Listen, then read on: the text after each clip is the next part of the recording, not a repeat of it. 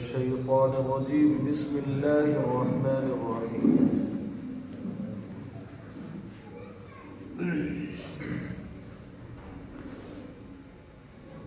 وأن الذين لا يؤمنون بالآخرة أعتدنا لهم عذابا أليما ويدعو الإنسان بالشر دعاءه بالخير وكان الإنسان عجولا وجعلنا الليل والنهار آيتين فمحونا آية الليل وجعلنا آية النهار مبصرة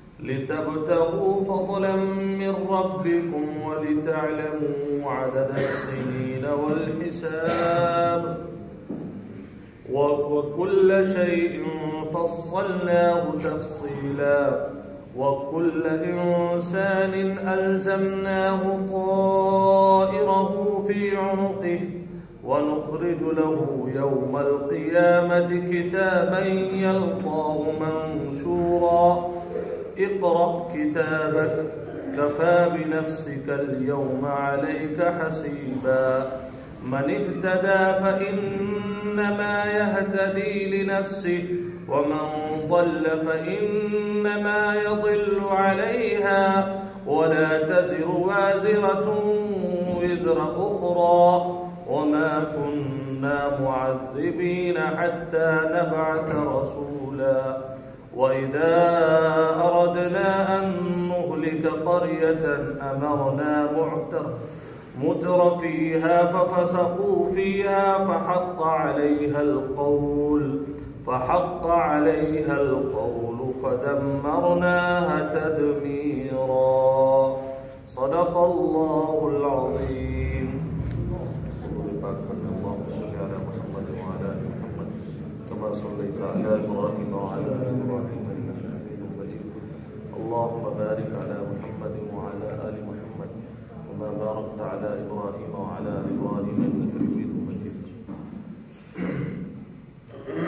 وأن الذين لا يؤمنون بالآخرة أعتدنا لهم عذابا أليما. اور بلا شبہ وہ لوگ جو ایمان نہیں رکھتے ہیں آخرت پر، ہم نے ان کے لیے دردناک عذاب تیار کر رکھا ہے. وَيَدْعُ الْإِنسَانُ بِالشَّرِّ دُعَاءَهُ بِالْخَيْرِ، اور انسان مانگتا ہے برائی کو اس طرح جیسے کہ وہ مانگتا ہے اچھائی کو. وَكَانَ الْإِنسَانُ عَجُولًا، اور انسان جلد باز ہے. پیچھے ایک تذکرہ یہودیوں کا آیا تھا جس میں مسجد اقصیٰ کا بھی تذکرہ تھا. چونکہ یہ پوری سورت، اس کا نام ہی سورہ بنی اسرائیل ہے، اور بنی اسرائیل کا مطلب ایک شق اس کی یہود ہے اور دوسری شق اس کی عیسائی ہے. اللہ تبارک و تعالیٰ نے ان لوگوں سے ایک اصول بیان کیا تھا کہ دیکھو، موسیٰ کے دور میں حضرت موسیٰ کو ماننا اللہ کی اطاعت اور فرما برداری اور ایمان کی علامت تھی، اور عیسیٰ کے دور میں حضرت عیسیٰ کو ماننا ایمان کی علامت تھی. اب تیسرا نمبر یہ ہے کہ حضور پاک صلی اللہ علیہ وسلم، جن کو ہم نے آخری نبی بنایا ہے، آپ کے ذمے ہے کہ آپ اب ان کو نبی مانیں، پچھلی شریعتوں کا احترام کریں، لیکن تفصیلی طور پر جس شریعت کو آپ کو فالو کرنا ہے وہ آقا نامدار محمد رسول اللہ صلی اللہ علیہ وسلم کی شریعت ہے. اس کے علاوہ اگر تم نے ان کو نقصان پہنچانے کی کوشش کی یا اسلام کو نقصان پہنچانے کی کوشش کی تو سنو، ان احسنتم احسنتم لانفسکم، اگر تم نے نیک اعمال کیے، ایمان کے تقاضوں پر عمل کیا تو وہ تمہارے لیے ہوگا، یعنی اس کا فائدہ کس کو پہنچے گا؟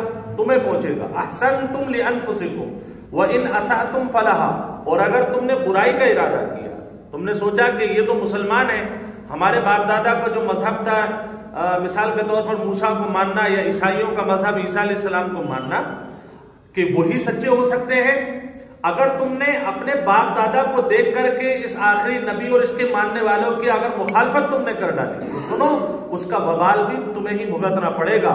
ایسا نہیں ہے کہ کرو گے تم اور بھگتے گا کوئی اور. اس لیے ضابطہ بیان کر دیا، نیکی ہوگی اس کا فائدہ کسے ہوگا؟ تمہیں ہوگا، اور اگر برائی کرو گے تو اس کا نقصان بھی کسے ہوگا؟ تمہیں ہوگا.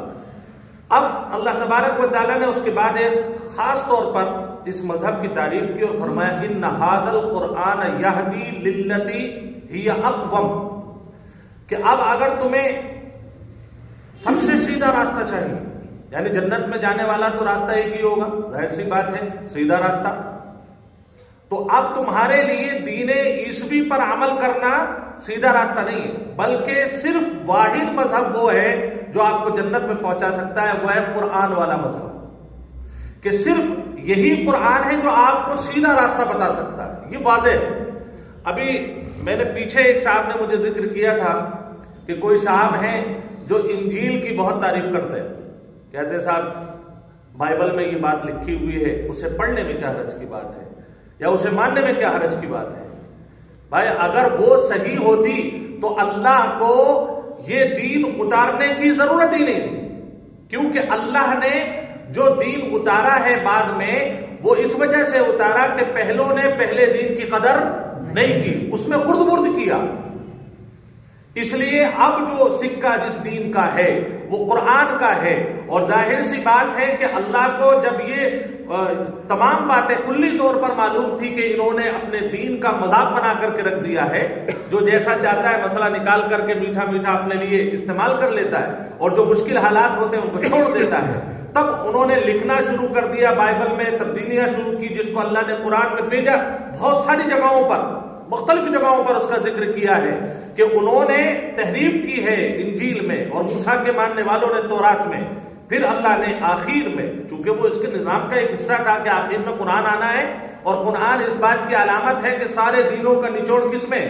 قرآن میں موجود ہے، فرمایا ان ھذا القرآن، اب انجیل پڑھنے کی ضرورت نہیں، اب تورات پڑھنے کی ضرورت نہیں، اب زبور پڑھنے کی ضرورت نہیں ہے، اب اگر تم یہ کہو کہ اس میں بہت اچھی بات ہے تو بہت اچھی بات تو گیتا میں بھی بہت ساری اچھی باتیں ہیں، بہت ساری باتیں تو سکھ لوگوں نے جو اپنے گرنتھ بنا رکھے ہیں ان میں بھی بہت ساری اچھی باتیں ہیں، اگر آپ دیکھیں کہ کانسٹیٹیوشن پڑھ کر کے لوگوں کا یعنی ملکوں کا اس میں بھی بہت سارے اچھے قانون ہیں، تو ایسی صورت میں اگر آپ ایمان کے طور پر کسی کتاب کو صرف اس کے کسی ایک باب کی وجہ سے اچھا سمجھنے لگے اور اسے اپنے ایمان کا حصہ بنانے لگے تو بتائیے کتنے مذہبوں کو فالو کریں گے آپ نے اس کا مطلب قرآن کو ڈیپلی پڑھا ہی نہیں۔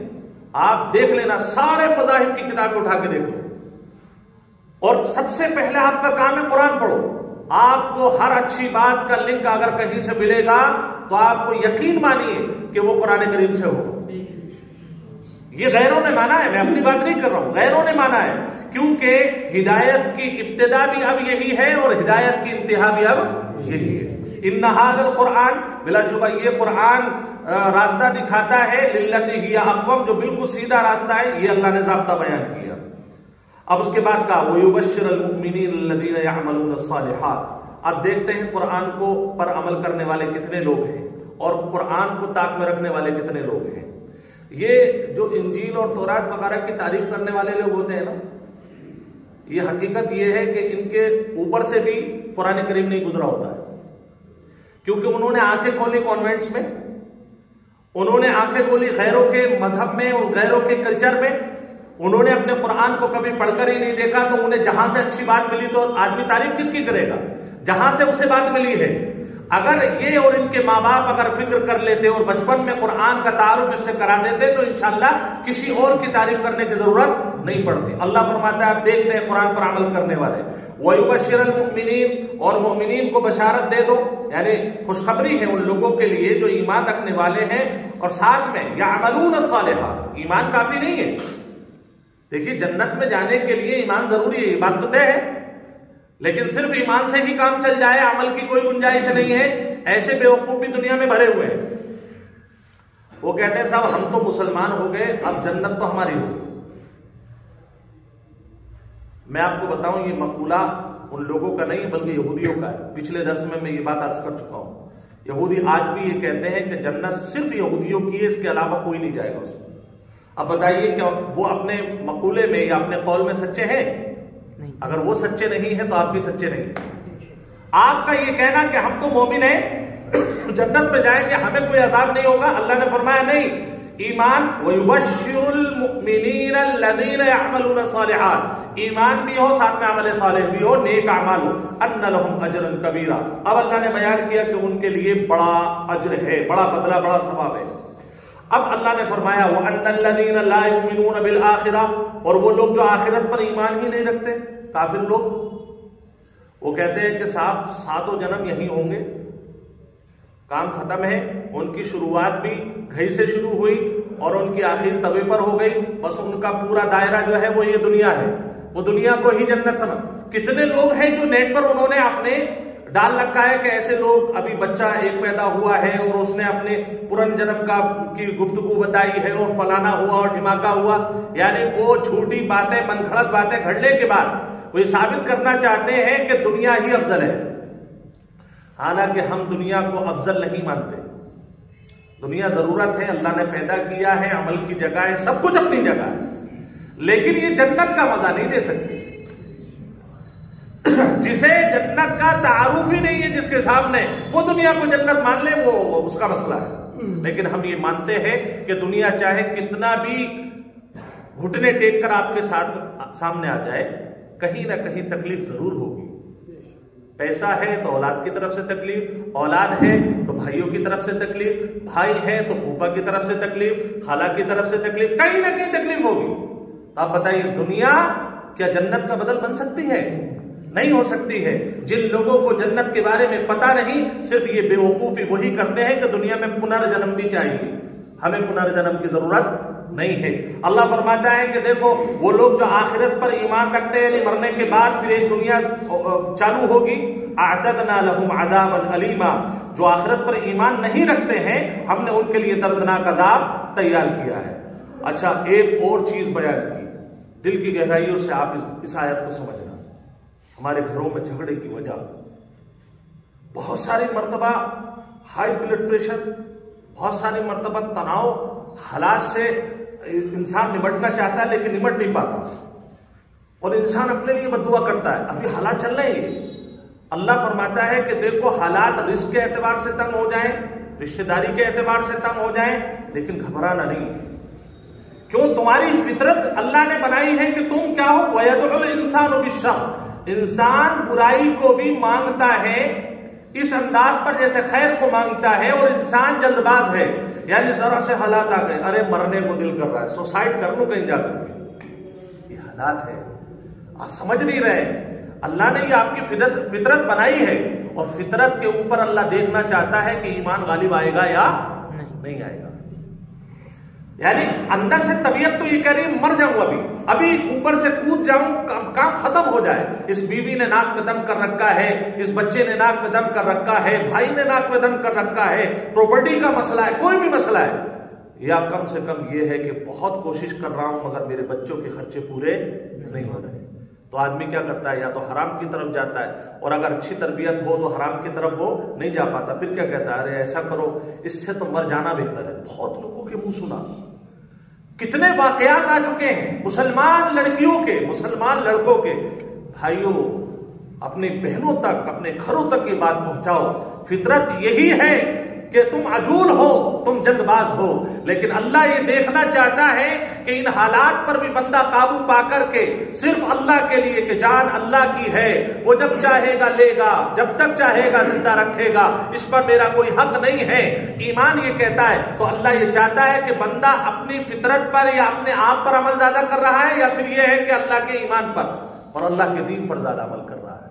سوچنا ہے ہمیں اس بارے میں، اور حالات کیسے بھی ہوں، اللہ برے حالات کو بھی بنانے والا کون ہے؟ اللہ ہے، اور برے حالات سے نکالنے والا بھی کون ہے؟ اللہ ہے۔